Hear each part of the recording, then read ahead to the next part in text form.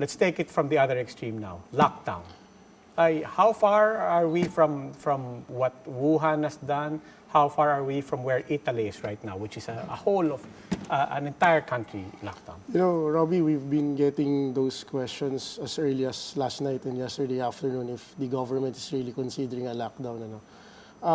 During the Metro Manila Council meeting yesterday, presided by Chairman Lim, and together with the 17 mayors of Metro Manila, Secretary Anyo was also there, and he already told the mayors to prepare for the red alert sub-level 2 of DOH, which is a community transmission. Now, that being the case, all the protocols are now further being revisited with regard to a possible community transmission. Now, the question is, are we going to have a lockdown? At this point in time, and Chairman Lim, GM Garcia, together with the 17 mayors, are not really looking into it at this time. Let's back up a bit. Yeah. What does a lockdown mean? What does a lockdown look like on the level of governments and on the level of of citizens? What does it mean for all of us? Well, basically, the lockdown itself, or the word, or implementing a lockdown, is something that is going to be discussed at the level already of the president.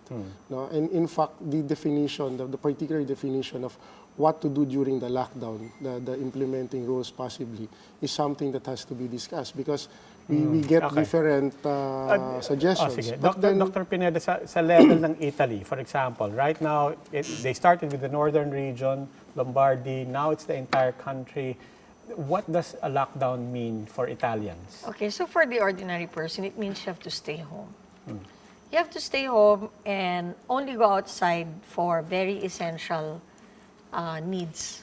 So that's why I was saying you should have 2 weeks of your medicine with you. Food in the house, just enough to get by, because you'll be allowed to, in China, in Wuhan, they were allowed to go out and buy food and so on. But it just means that you have to stay home. Okay, so it's like a holiday.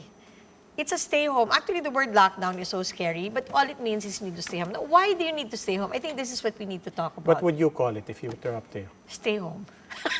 It's the stay home There time. is no health protocol for this. First yung Wuhan, no? It's the first of its kind. Well, people It's never been done. have done lockdowns in the past for outbreaks. Yes. But not at the level that China Not did. citywide. That's Wuhan. Kasi in Wuhan naman, it went into the hundreds without, and then it was the Lunar New Year, and then people fled. No, there was flight. Okay, so there's actually no definition of what a lockdown constitutes. right. So I would say it's time to stay home and stay away, not a lockdown. Okay, so Okay. but what is the purpose? The principle is very simple. Okay, look at all the cases that are coming out right now. The cases that came out now, you count back 14 days. So that's about, I don't know, February 20, 21, 22. They all got sick at that time, 2 weeks ago, okay? So if there were people they infected, they'll start coming out. You'll expect some more cases to come out in the next few weeks. Now, what you want to happen is that these people who are infected don't infect other people. So you lock down people in their homes so that these people who got sick will not interact with anybody. And nobody else gets sick, and it ends.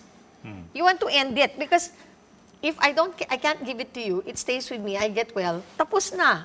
So you break the transmission by physically separating or isolating the sick from the healthy. Yeah, but Doc, that's I suppose that's voluntary. When do we put in a mandatory lockdown where people cannot get out of their houses or homes or cannot leave communities or boundaries, political boundaries, for example, the Metro Manila? So the boundaries, that's why I was saying, the boundaries, if we say the boundaries Metro, I don't want to speculate, people might think we're going to say there's going to be a lockdown, but the point is, for the person, it means you're just going to stay home. And you're not going to go out, you're not going to party, you're not going to do whatever. Now, I would think, for all practical purposes, essential services, telecommunications, hospitals, police, will have to function. Businesses will probably go down to skeleton force, but the general public just stays home so that sick people don't have a chance to transmit the disease. But again, to that two-edged question, Mr. Salalima, when do we When you cross have the line multiple- from voluntary to government agents actually enforcing some sort of... Pag nagwawala na, Robbie.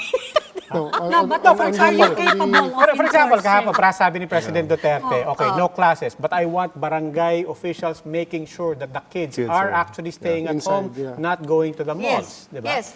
Do we have the capability to enforce Well, that? of course, pagka inutos po yan, ay, we will have to implement that. No, what does that lockdown, mean ano. exactly? Halimbawa, kasama mo yung anak mo, maliit na bata, nagpunta kayo sa mall.